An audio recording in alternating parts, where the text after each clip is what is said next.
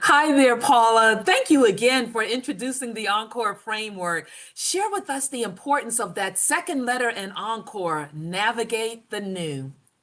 Oh, thank you so much, Dr. Janae. Yes, navigating the new is a very passionate topic for me because you know what? After living life, several decades, and in my case, 60 decades, in my 60th decade, you know what? The longer you live, the more you experience, and then you look back and you see, you know what? I created some crazy. I was the chaos. I was the fryer and the frying pan, but it is all new now.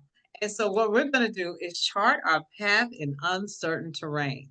And when you are doing that, it's very unnerving, could be a little bit frightening. So what we do is we come up with a strategy based on your direction of where you think you want to go. And if you're not sure, we actually help you develop that. So you're going to create that with clarity and you're going to create it strategically and intentionality.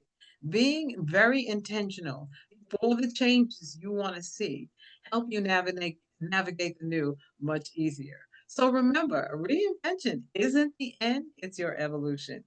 And I'm not done yet, and neither are you. So subscribe, like, and comment and share. Look forward to seeing you again. PaulaWashington.com.